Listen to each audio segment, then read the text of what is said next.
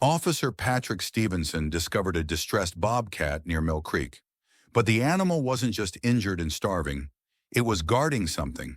Clutched against its belly was a dirty white feed bag, held in place with desperate, trembling strength. After a tense, careful capture with the help of a wildlife rescue officer, they finally managed to secure the exhausted bobcat and remove the bag. Inside that torn bag was something that made both officers freeze in horror. What could make a wild animal guard something with its life? What secret had been hidden for 7 years? Stay with us because what started as a simple wild animal rescue quickly turns into one of the most beautiful wildlife stories you'll ever hear. The sound scraped against the peaceful Oregon dawn. It was a raw, guttural, repeating wail that sounded like something caught between a baby's scream and a cat's desperate fight. Officer Patrick Stevenson had been a cop in the small town of Pine Ridge for 30 years. He knew the people, the roads, and the sounds of the wilderness. This sound coming from the creek trail just ahead was one of pure, undiluted misery. Patrick pulled over and radioed his position. He grabbed his flashlight and stepped out into the cool morning air. The wailing sound was louder now, punctuated by furious, tearing hisses. He moved down the trail, his boots quiet on the packed dirt. He rounded a bend and stopped dead. 10 yards from him, huddled in a patch of tall grass, was a bobcat. It was a young male, its fur matted with burrs and dirt, its tufted ears pinned back, its spotted body tense. Its ribs showed faintly, and its intense yellow eyes were fixed on him. But it was the wail that held him captive. The animal would let out that terrible high-pitched sobbing cry, then lower its head and hiss at the thing it was guarding. Clutched between its front paws, pulled tight against its belly, was a dirty, crinkled white bag. The bobcat was draped over it, its claws hooked deep into the material, its entire body a shield. Every few seconds, it would dip its head and rub its cheek against the bag as if comforting it before lifting its gaze back to Patrick and letting out another heart-wrenching cry. Patrick took one slow step closer. The bobcat exploded onto the bag.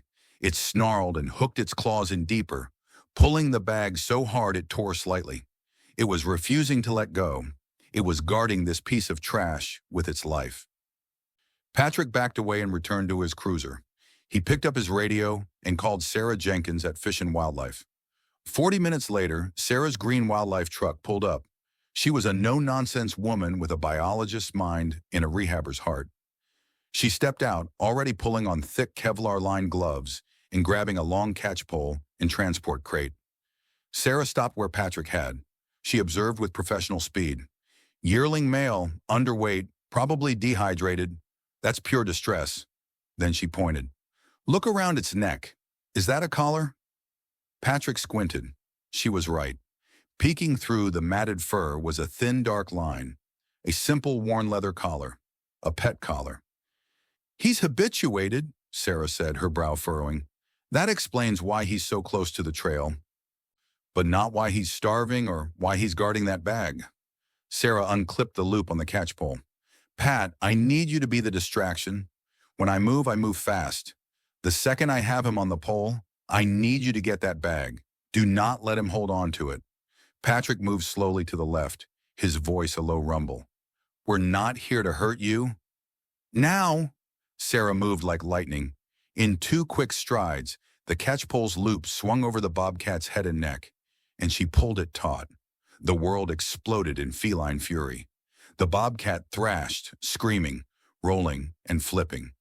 Sarah held firm, bracing the pole against her hip. The bag, Pat! Get the bag! Patrick grabbed the white plastic. It wouldn't budge. The animal's claws were hooked in like grappling hooks. He planted his feet and yanked. The bag tore, but the grip held. With a final desperate twist, Patrick ripped the bag free. The moment it was gone, the fight stopped. The bobcat collapsed onto the grass, its chest heaving. The scream it let out was no longer one of fury, but of pure, devastating loss. It was the sound of the very last thing in the world being taken away. Exhausted and defeated, it offered no more resistance as Sarah guided it into the transport crate. The sudden silence was deafening. Patrick looked down at the dirty white bag in his hand. It was heavier than it looked. He pulled at the drawstring and peered inside. His blood ran cold. "Oh my God," he whispered. He reached into the bag and pulled out a small, frayed blue cat collar, then a red one, then a green one with a tiny tarnished bell. He upended the bag and dozens of them spilled onto the pine needles. Worn, faded, frayed cat collars. Sarah knelt, her face pale. She picked up a small metal tag on one of the collars. It was hand-stamped, Euro 1. She picked up another, Euro 2. Patrick walked to the crate and gently tilted the bobcat's head. Its collar was simple brown leather. Attached to it was a small hand-stamped tag. It read, 34. This bobcat hadn't been guarding trash. It had been guarding graves. Sarah examined the tags. "They're all numbered, and look on the back." Patrick turned one over. Stamped crudely into the metal were initials and an address. AF Route 4, Box 112. "I know that place," Patrick said, his heart sinking. "That's Arthur Finnegan's house, the town catman." Patrick drove to the small house on Route 4, the bag of collars sitting heavy on the passenger seat. Arthur Finnegan's house was small, tidy, and quiet. The only signs of its inhabitants were the half-dozen clean water bowls on the porch. Patrick had known Arthur for years. A quiet man, a widower who kept to himself. He was known for taking in the strays no one else would touch. Arthur Finnegan opened the door. He was a tall, painfully thin man in his late 70s with kind, watery blue eyes. Patrick held up the white feed bag. Arthur's eyes fixed on it, and his entire body went rigid.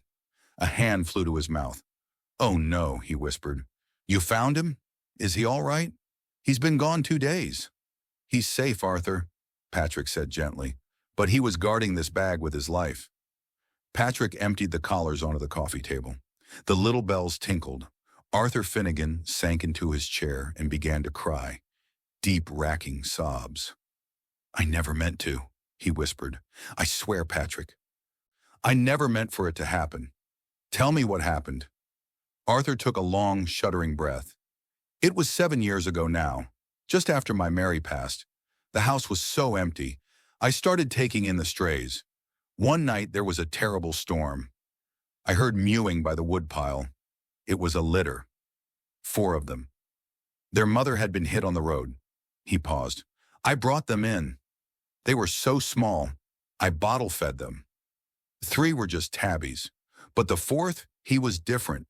He was spotted, and he had these funny little tufts on his ears, and his paws were so big. I'm an old man, Patrick. I told myself he was a Maine Coon mix.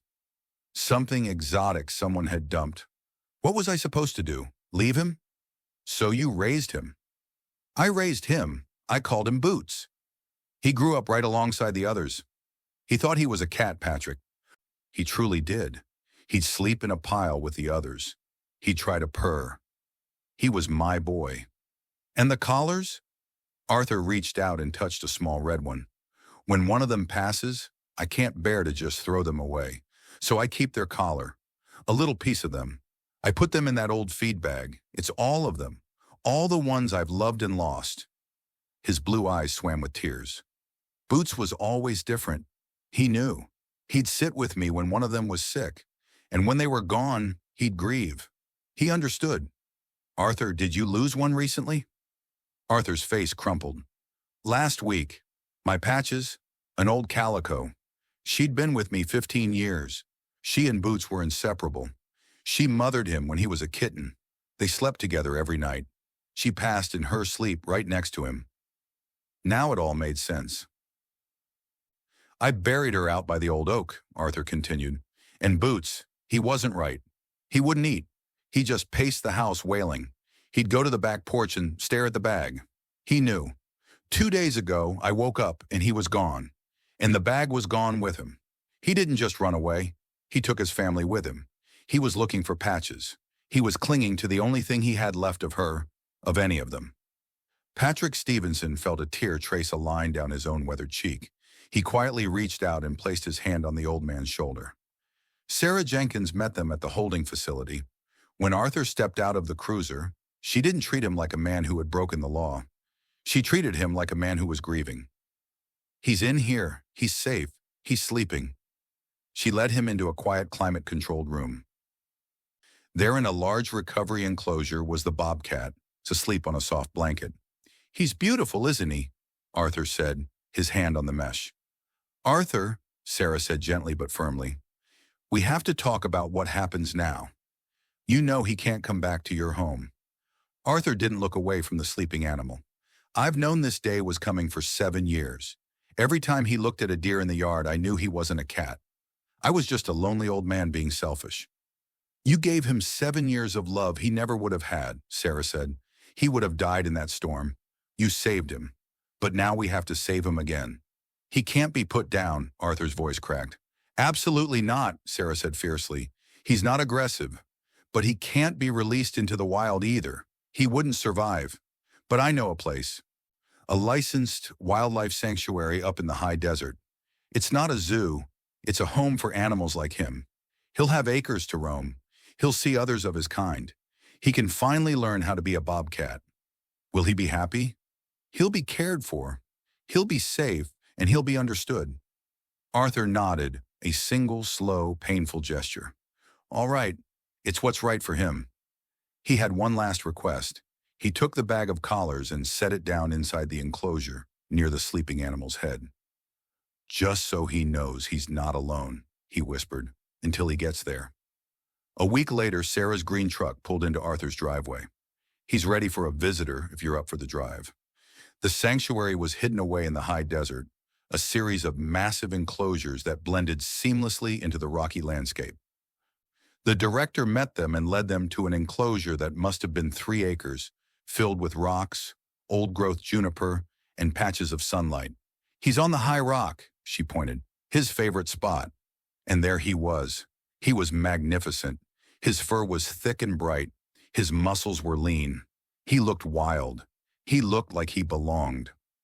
Arthur walked slowly to the fence. He didn't call Boots.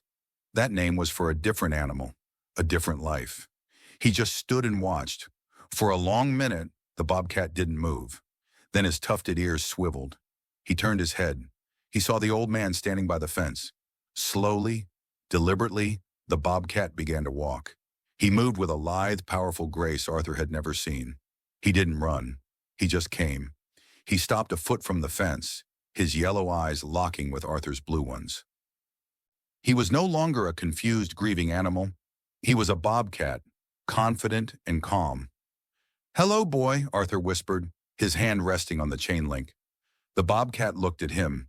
Then he let out a low, soft chuff. It was the sound he used to make all those years ago when he wanted his breakfast. He stepped forward right to the fence, turned his head, and for one brief, perfect second, pressed his broad forehead against the wire right where Arthur's fingers were. It wasn't a cat's headbutt. It was a gesture, a quiet, knowing, final acknowledgement. Then he stepped back. He looked at Arthur for one more second, turned, and with a powerful, effortless bound, leaped up the rock face, disappearing over the top. Arthur Finnegan stood there, tears streaming down his face, but this time, they were not tears of sorrow. Sarah put her hand on his shoulder. "He's all right," Arthur whispered, his eyes on the empty rock. "He's home. He's finally home." He had lost his strange, wild cat, but he had finally truly given him the one thing his love never could, the world.